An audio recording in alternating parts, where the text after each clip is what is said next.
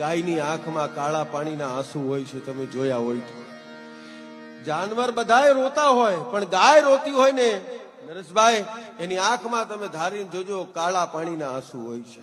અને એક કવિરાજ ગાયને પૂછે છે કે માં ગાય તારી આવી હાલત, રસ્તે રજળે અને કોકના ઘેર જઈને માથું મારે, સિંગડા મારીને ખાલી એઠી ખીચડી ખાવા માટે તું જાય છે, તારી અંદર તો 33 કોટી દેવતાનો વાસ છે. એ માં ગાય કોકના ઘરે જઈને ગઢવી સાહેબ, કોકના ઘેર જઈને માથું મારીને સિંગડું મારીને કોકના હેઠા બટકા ખાવા માટે જાય છે.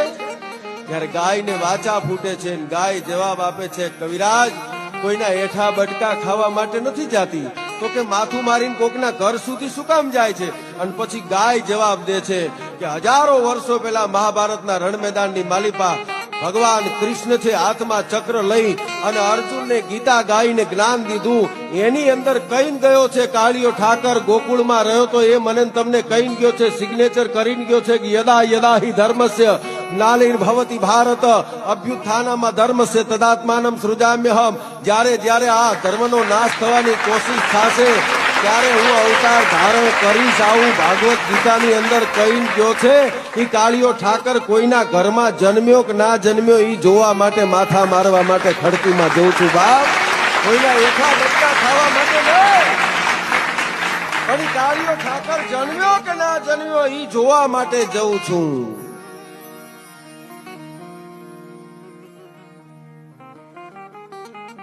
અને જ્યારે ખડકી સુધી પહોંચું, વાત તમારા સુધી પહોંચે છે એટલા માટે ખડકી સુધી પહોંચું છું, જોવા માટે જઉં છું કે યદા યદા હિ ધર્મ છે હું કહીને ગયો તો એ જન્મ્યો કે ના જન્મ્યો, ગાય કે હું એ જોવા માટે જઉં.